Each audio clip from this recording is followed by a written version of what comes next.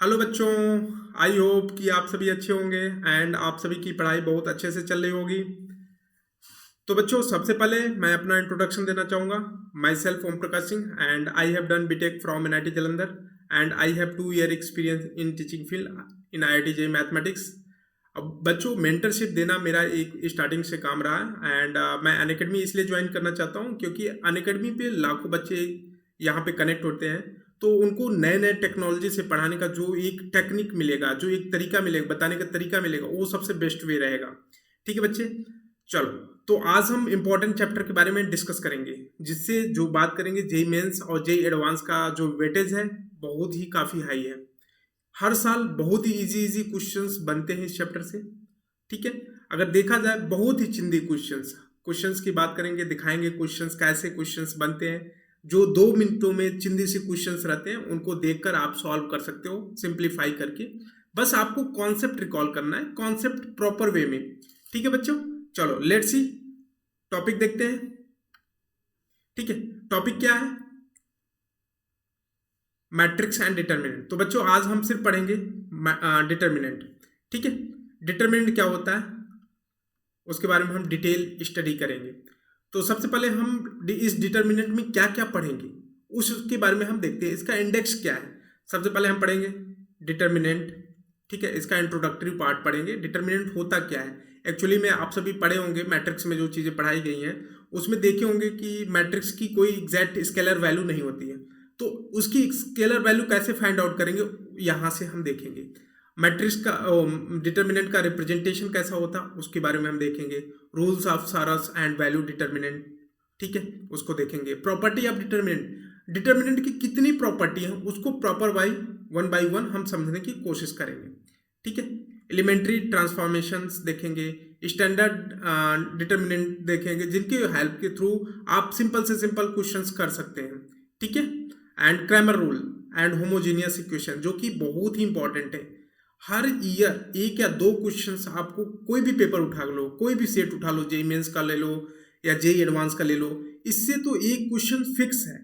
ठीक है बच्चे, इस रूल से, क्रैमर रूल्स या होमोजीनियस इक्वेशन इसको बोलते हैं। ठीक है, प्रीवियस ईयर के क्वेश्चंस देखेंगे पीवाई की बहुत ज़्यादा, की देखेंगे कि कौन कौन से कॉन्सेप्ट आए हुए हैं, किस कॉन्सेप्ट के बेस क्वेश्चंस आए हुए हैं, जिससे आपको समझने में बहुत ज़्यादा हेल्प मिलने वाला है। ठीक है बच्चे, सबसे पहले आप देखेंगे इसका इंट्रोडक्टिव पार्ट। तो हेडिंग डालो बच्चों, डिटर्मिनेंट। डिटर्मिनेंट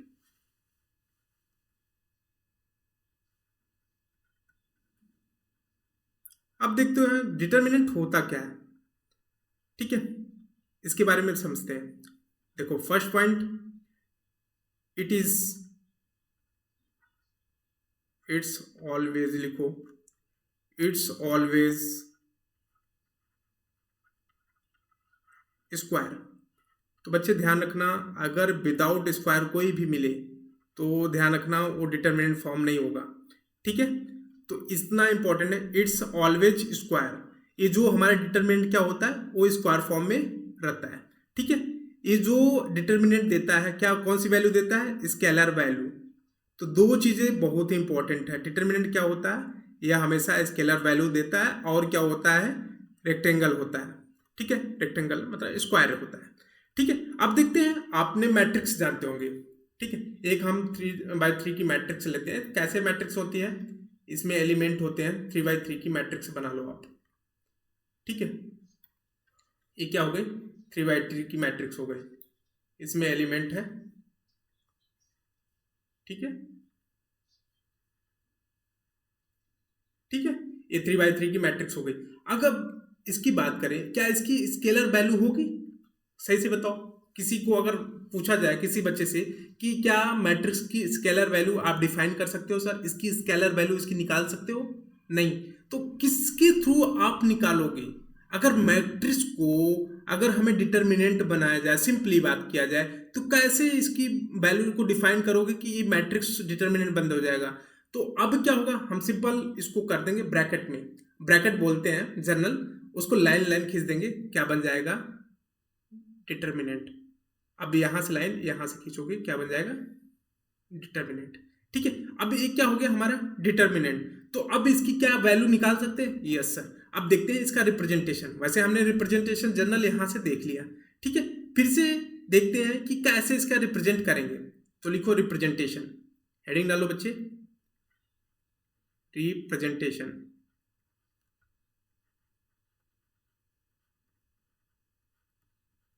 ठीक है, अब देखो कोई भी मैट्रिक्स ए है, ये क्या है, मैट्रिक्स ले लो,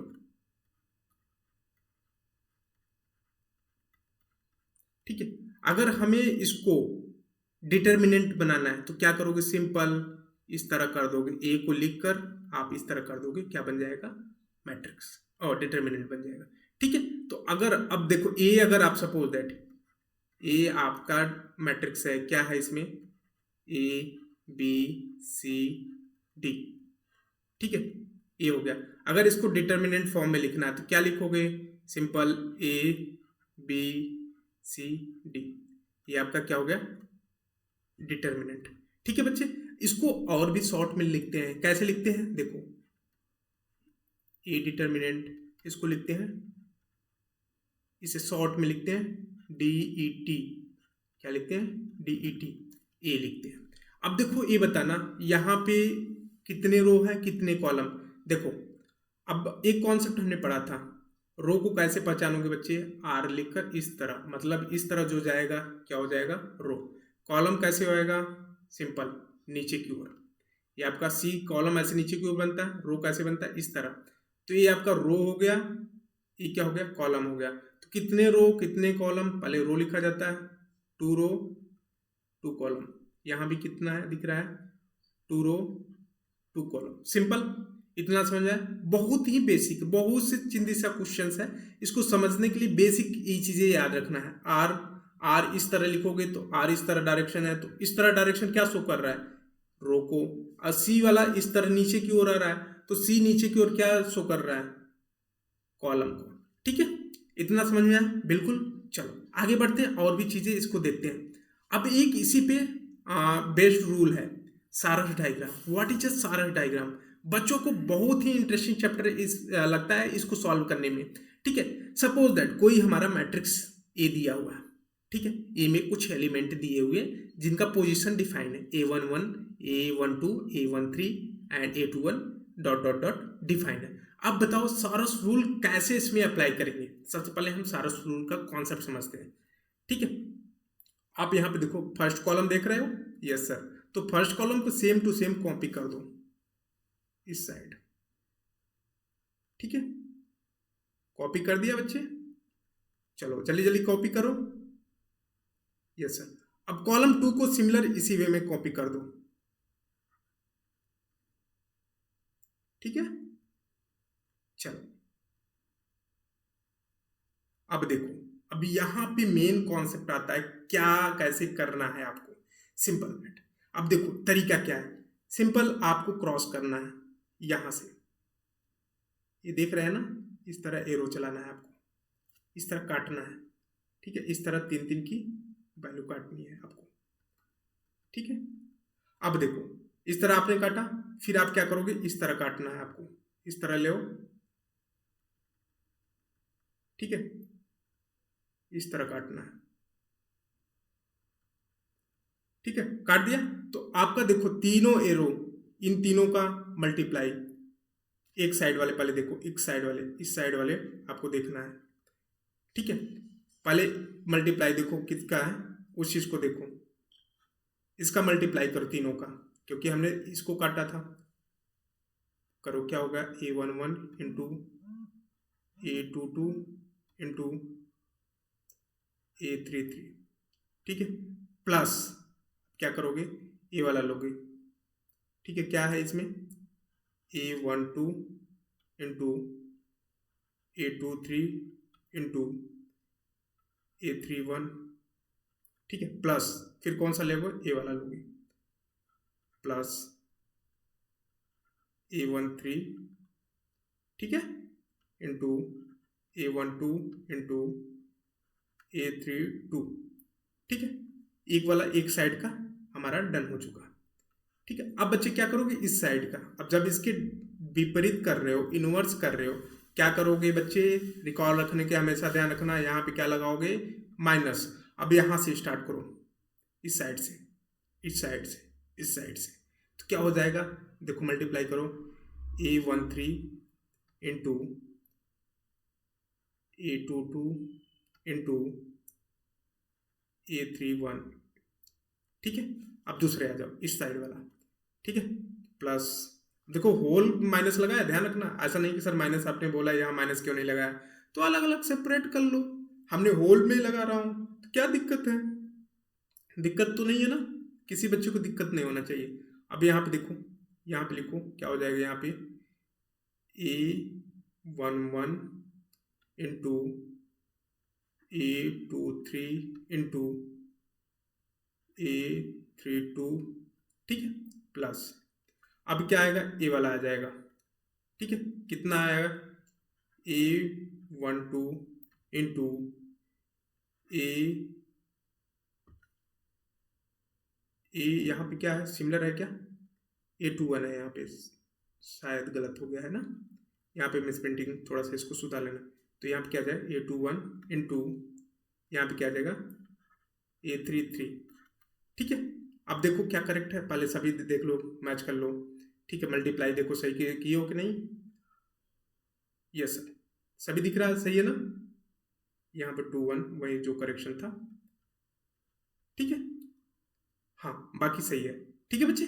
इसी तरह आप अब क्या करोगे, इनको कैलकुलेट कर लोगे, तो आपका क्या आ जाएगा, वैल्यू आ जाएगी, कौन सी वैल्यू आएगी, स्केलर वैल्यू आ जाएगी, यही क्या बोलते हैं, सारस डायग्राम, ठीक है बच्चे। आई होप ये आपको साइरस डायग्राम समझ में आ गया होगा। चलो इस पे एक बेस्ट क्वेश्चन कर लेते हैं, जिससे और थोड़ा सा आपको क्लियरिटी हो जाएगी। देखो ये रहा सामने आपका क्वेश्चंस, ठीक है, बहुत सिंपल क्वेश्चंस है, बस सारस रूल लगाना है, उसको आप यूज करो कि कैसे ओम सर ने लगाया था यहाँ पे।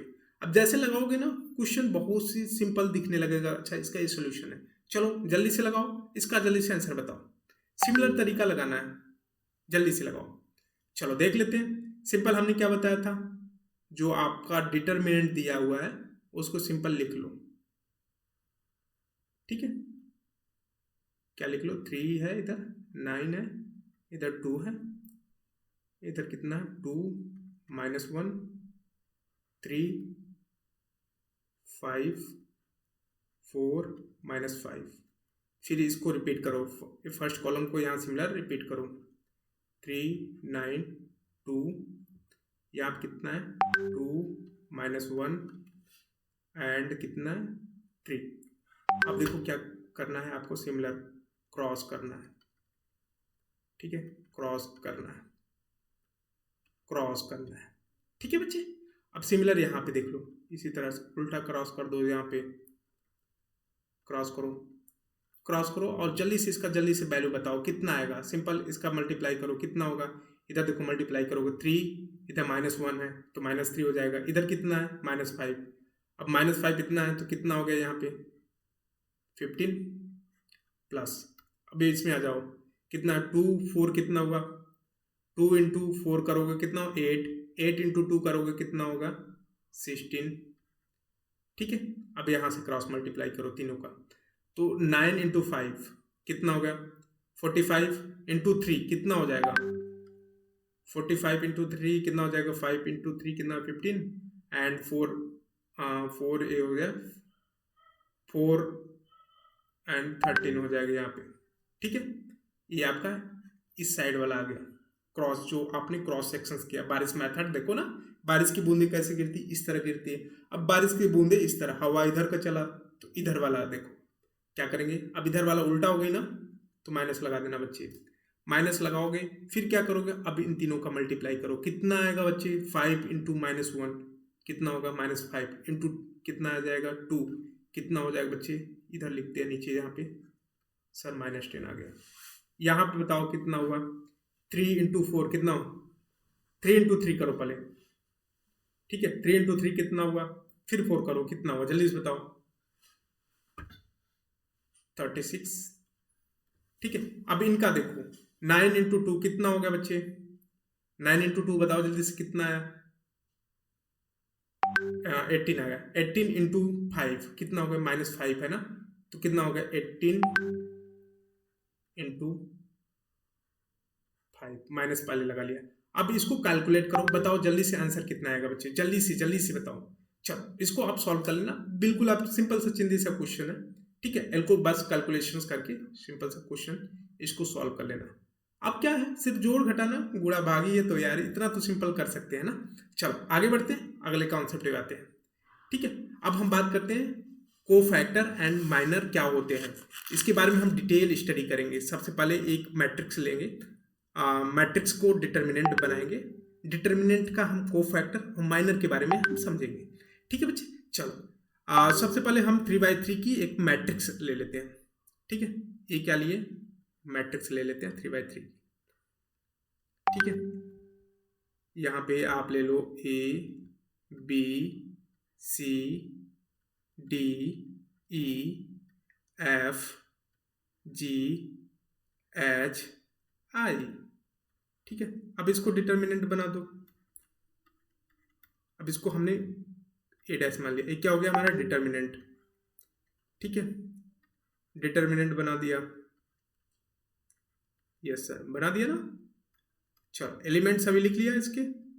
अब देखो सबसे पहले हम माइनर समझेंगे, ठीक है। माइनर होते क्या है, इसको कैपिटल एम से शो करते हैं माइनर को, ठीक है। तो माइनर को आप देखेंगे, इसके सिंपल से कॉन्सेप्ट को रिकॉल करेंगे, कैसे इसको माइनर्स को लिखते हैं। फिर उसके बाद कोफैक्टर, सिंपल है, दोनों सिंपल है, बस आपको ध्यान रखना प्रॉपर वे में।